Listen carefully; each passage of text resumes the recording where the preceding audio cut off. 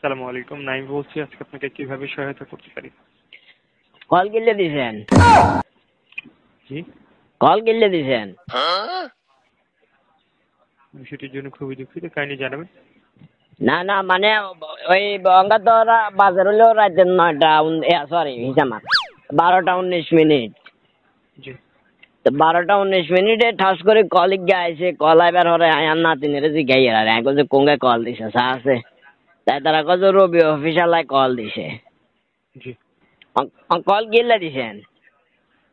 Sir, এক্ষেত্রে আমাদের IVR থেকে আপনাকে কলটি করা হয়েছিল স্যার। কন্ডে তুন আইভিআর থেকে, অর্থাৎ আপনার বিভিন্ন ক্যাম্পেইন চলে থাকে, বিষয়টি জানানোর জন্য।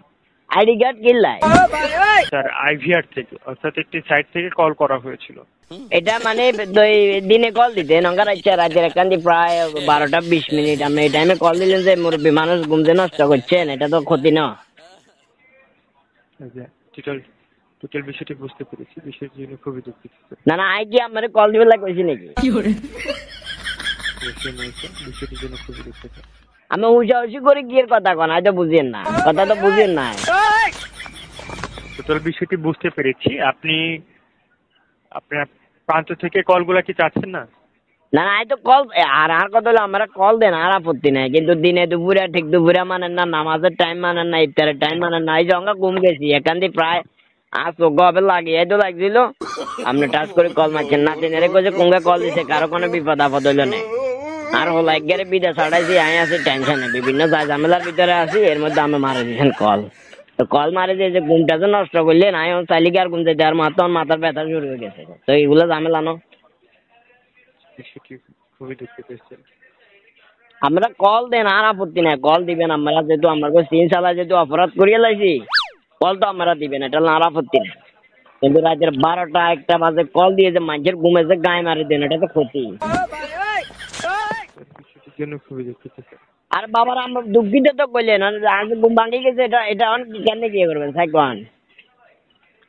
স্যার, এক্ষেত্রে এই বিষয়টি আমি আপনাকে অবগত করেছি যে আমাদের প্রান্ত থেকে বিভিন্ন ক্যাম্পেইন চলে থাকে, এক্ষেত্রে আপনাকে বিভিন্ন সময় কল করা হয়ে আমার থাকে। ক্যাম্পেইন আমি মানলাম, আমার ক্যাম্পেইন চলে, আর লাভ কি? আমার ক্যাম্পেইন এটা চলে যে আর লাভ কি? আর যে আমার কল দিয়েছেন, আমার লাভটা কি? আমি কি আপনারা বলছি আমি ফ্রিজ কিনবো, টিভি কিনবো বলছিলাম না? অবশ্যই নয় স্যার। তো তাইলে এক্ষেত্রে আপনি কেন বিষয়টি, আমার কল দিবেন? স্যার আপনি সিমটি ইউজ করছেন, সিমটিতে বিভিন্ন সময় ক্যাম্পেইন চলে থাকে, কেন বিষয়টি অবগত সিমেটা করা হয়। আমি আমার টাকা দিয়ে সিম নিলাম, আমার ফোনের টিভি ওটি ব্যাগান আপনি লই গেলেন, আইডি কার্ডের ফটোকপি ব্যাগান লই গেলেন, লই যাবার আর আমি কি সিমেটা কিনে কি ভুল করছি? আমি কি ভুল করছি? অবশ্যই নয়, অবশ্যই তো নয় স্যার। তাহলে আপনি টাইম টু টাইম এভাবে আমার কল দিয়ে দিয়েছেন, ঘুম নষ্ট করেন, একবার এক এক টাইমে এক এক কল দিয়ে করলে ধরে দেন কোন কারণে? কিছুদিন আগে একবার টেয়া কাটে লই গেছেন, এখন তো যাই আমি না এখন।